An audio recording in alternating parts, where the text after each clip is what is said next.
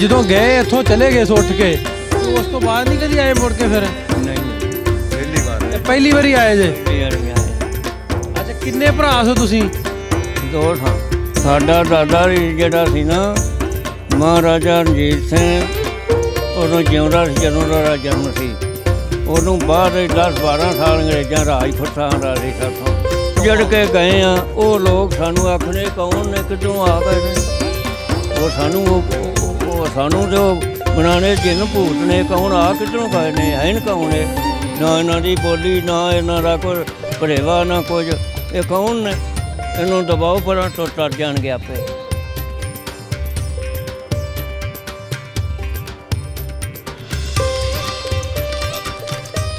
अस्सलाम वालेकुम दोस्तों, मैं नासिर ढिल्लों। पार्टीशन ਨੂੰ ਲੈ ਕੇ ਸਟੋਰੀਜ਼ ਜਿਹੜੀਆਂ ਕਰਦੇ ਰਹੀਦਾ ਪੰਜਾਬੀ ਲਹਿਰ ਚੈਨਲ ਦੇ ਰਾਹੀਂ ਤੁਹਾਡੇ ਰੂਬਰੂ। ਸਾਡੇ ਕੋਲ ਇੱਕ ਜਿੰਦੀ ਜਾਗਦੀ ਸਟੋਰੀ ਪਾਰਟੀਸ਼ਨ ਦੀ। ਵੈਸੇ ਜਿੰਦੀਆਂ ਜਾਗਦੀਆਂ ਹੁੰਦੀਆਂ, ਲੇਕਿਨ ਇਹ ਵੀ ਇਹਨਾਂ ਦੀ ਉਮਰ ਉਦੋਂ ਵਾਹਵਾ ਸਾਰੀ ਸੀ। ਹੁਣ ਇਹਨਾਂ ਦੀ ਉਮਰ ਇਸ ਵੇਲੇ 96 ਸਾਲ। 96 ਸਾਲ ਤੋਂ ਮਤਲਬ ਕਿ ਹੁਣ ਉਦੋਂ ਪਾਰਟੀਸ਼ਨ ਵੇਲੇ ਇਹਨਾਂ ਦੀ ਉਮਰ ਲਗਭਗ ਕੋਈ ਹੋਏਗੀ 24 ਸਾਲ ਦੀ। ਤੇ ਤਗੜੇ ਸਨ। ਤੇ ਇਹ ਹੁਣ ਪਾਕਿਸਤਾਨ ਆਏ ਨੇ ਯਾਤਰਾ ਤੇ ਵਿਸਾਖੀ ਦੀਆਂ ਤਕਰੀਬਾਂ ਚੱਲਣੀਆਂ। ਇਹ ਜਥੇ ਦੇ ਨਾਲ ਆਏ ਨੇ। ਇਹਨਾਂ ਦਾ ਪਿੰਡ ਇੱਥੇ ਲਾਗੇ ਹੀ ਆ ਨਨਕਾਣਾ ਸਾਹਿਬ ਦੇ। ਇਹਨਾਂ ਕੋਲ ਪੁੱਛਦੇ ਆ, ਇਹਨਾਂ ਕੋਲ ਨਾਲ ਗੱਲਬਾਤ ਕਰਦੇ ਤੇ ਇਹਨਾਂ ਦੇ ਪਿੰਡ ਬਾਰੇ ਥੋੜਾ ਜਿਹਾ ਜਾਣਕਾਰੀ ਲੈਣ ਦੀ ਕੋਸ਼ਿਸ਼ ਕਰਦੇ। ਸਤਿ ਸ਼੍ਰੀ ਅਕਾਲ ਬਜ਼ੁਰਗੋ। ਸਤਿ ਸ਼੍ਰੀ ਅਕਾਲ। ਸਤਿ ਸ੍ਰੀ ਅਕਾਲ ਉੱਤਰ। ਬਾਬਾ ਜੀ ਕੀ ਨਾਂ ਕੀ ਤੁਹਾਡਾ? ਮੇਰਾ ਨਾਮ ਅਮਰ ਸਿੰਘ ਹੈ।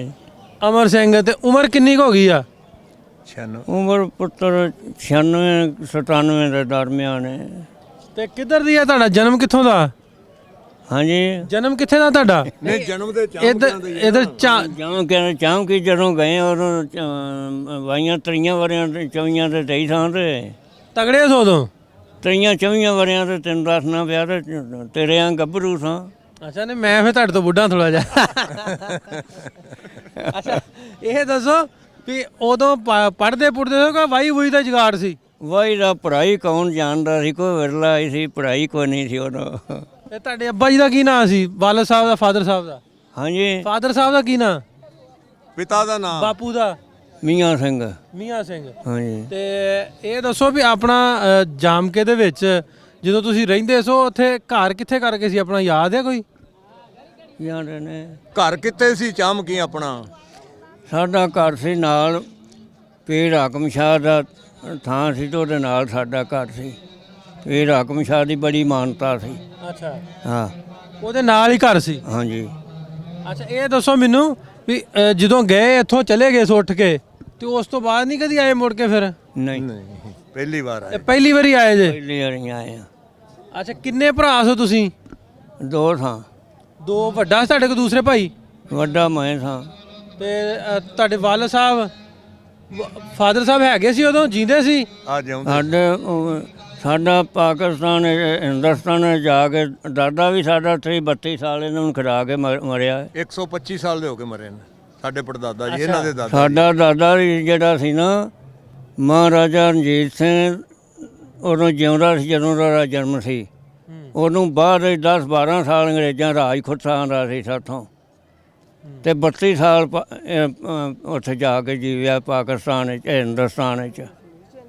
ਅੱਛਾ ਅੰਗਰੇਜ਼ ਵੀ ਕਿੰਨਾ ਰਾਜ ਕਰ ਗਏ ਨੇ, 100 ਕਰ ਗਏ ਨੇ ਕਿ ਕਿੰਨਾ। ਤੇ ਪੈਨਸ਼ਨ ਕਿੰਨਾ ਚਿਰ ਲਈ ਸੀ ਬਾਪੂ ਰਾਂ? 90 ਸਾਲ। 90 ਸਾਲ ਪੈਨਸ਼ਨ ਲਈ? ਅੱਛਾ ਅੱਛਾ ਮੈਨੂੰ ਇਹ ਦੱਸੋ ਵੀ ਆਪਣਾ ਉੱਥੇ ਜਿਹੜੇ ਤੁਹਾਡੇ ਹਾਣ ਦੇ ਕੋਈ ਮੁੰਡੇ ਹੈਗੇ ਪਿੰਡ ਦੇ ਮੁਸਲਮਾਨਾਂ ਦੇ, ਜਾਣਦੇ ਹੋ? ਤੁਹਾਡੇ ਹਾਣੀ ਇੱਥੇ ਚਾਮਕੀ? ਇੱਥੇ ਇੱਕ ਹੈ ਬਸ਼ੀਰ ਭੱਟੀ, ਹੋਰ ਕੋਈ ਨਹੀਂ। ਬਸ਼ੀਰ ਪੱਟੀ? ਬਸ਼ੀਰ ਭੱਟੀ ਉਹ ਜਾਣਦਾ ਹਾਂ ਹੈਗਾ ਹਲੇ? ਆਏ ਅਜੇ। ਚੱਲੀਏ ਫਿਰ ਲੈ ਕੇ ਉਹਨਾਂ ਕੋ ਤੁਹਾਨੂੰ? ਚਲੋ ਲੈ ਚਲੋ ਪੁੱਤਰ ਮੇਰੇ। ਇਹ ਤੁਹਾਨੂੰ ਹੁਣ ਵਿਖਾ ਦਿੰਨੇ ਆ।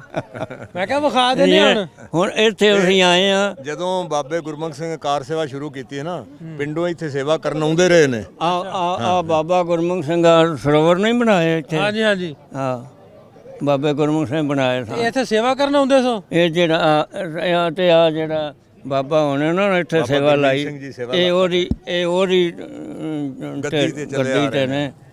ਇਹਦਾ 1500-1600 ਗੱਡੀ ਚੱਲ ਰਹੀ ਹੈ ਬਾਬੇ ਗੁਰਮੀਤ ਸਿੰਘ ਦੀ, ਜਿੰਨਾ ਕਿਰਾਇਆ ਨਹੀਂ ਲੈਣਾ ਸੇਵਾ ਤੇ।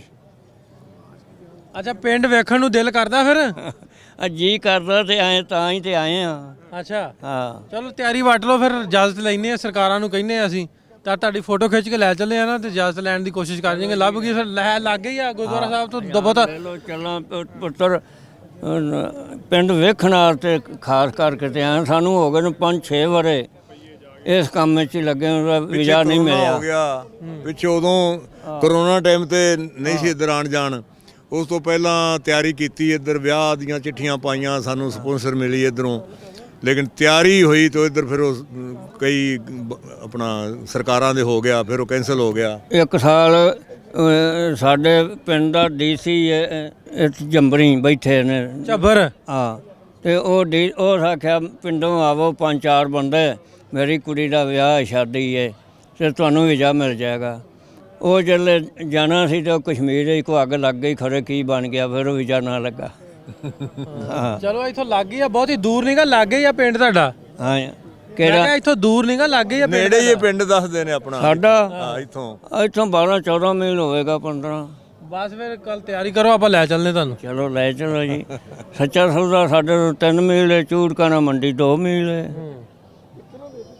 ਚਲੋ ਕੱਲ ਸੱਚਾ ਸੌਦਾ ਜਾਣਾ ਹੀ ਹੈ ਨਾ। ਚਲੋ ਚੰਗਾ ਪੁੱਤਰ, ਜਦੋਂ ਅਸੀਂ ਇੱਥੋਂ ਨਿਕਲੇ ਆ ਨਾ ਬੜੀ ਮਾੜੀ ਹਾਲਤ ਹੋਈ ਹੈ, ਬਹੁਤ ਹੀ ਮਾੜੀ ਹੋਈ, ਕੀ ਤੁਹਾਨੂੰ ਦੱਸੀਏ। ਦੱਸੋ ਕੀ ਹੋਇਆ।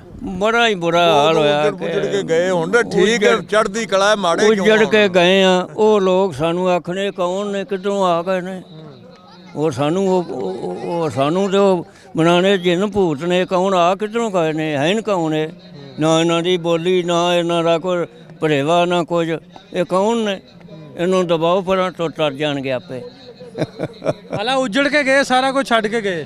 ਉੱਜੜ ਕੇ ਜਦੋਂ ਗਏ ਆ, ਫਿਰ ਚਲੋ ਉਧਰ ਅੱਜ ਤੋਂ ਬੜੇ ਸਾਡੇ ਨਾਲ ਸਹਿਮਤ ਨੇ। ਮੈਂ ਆਖੀਏ ਵੀ ਰਾਜਪੂਤ ਜਾਟ ਜਿੰਨੇ ਵੀ ਹਨ ਬੜੇ ਸਹਿਮਤ ਨੇ, ਮੈਂ ਆਖੀਏ ਪਏ ਬੜਾ ਚੰਗਾ। ਜਿਹੜੇ ਹਰੀਜਨ ਲੋਕ ਨੇ, ਚੂੜੇ ਨੇ, ਜਦੋਂ ਦੇ ਅਸੀਂ ਗਏ ਹਾਂ ਵੇਖ ਲਾ ਕਿੰਨੇ 75 ਸਾਲ ਹੋ ਚੱਲੇ ਨੇ। ਇੱਕ ਅਗਲੇ ਭਲਕ ਦੀ ਚੂੜੀ ਸਾਡਾ ਗੋਇਆ ਸੱਟਣ ਆ ਗਈ ਹੈ, ਅੱਜ ਤੱਕ ਉਹਦੇ ਕੋਲ ਕੁੰਜੀ ਹੈ ਸਾਡੇ ਘਰ ਦੀ, ਉਹ ਮਰ ਗਈ, ਉਹਦੀ ਨੂੰਹ ਕੋਲ। ਪਰ ਕੋਈ ਕੰਮ ਵੀ ਹੋਵੇ, ਕੁਛ ਹੋਵੇ, ਉਹ ਕੁੰਜੀ ਉਹਦੇ ਕੋਲ, ਦੁੱਖ ਹੋ ਜਾ ਸੁੱਖ ਹੋ ਜਾ। ਬਹੁਤ ਨੇਕ ਲੋਕੀ ਨੇ, ਐਸੀ ਗੱਲ ਕੋਈ ਨਹੀਂ, ਕੋਈ ਸਾਇਆਂ ਚੋਂ ਮਾੜੇ ਵੀ ਨੇ, ਹੁਣ ਤੇ ਬਹੁਤ ਸਿੱਟ ਨੇ ਸਾਡੇ ਨਾਲ, ਬੜਾ ਹੀ। ਚਲੋ ਜੀ, ਬਹੁਤ ਵਧੀਆ ਲੱਗਾ ਤੁਹਾਡੇ ਨਾਲ ਗੱਲ ਕਰਕੇ, ਬਹੁਤ ਵਧੀਆ ਲੱਗਾ।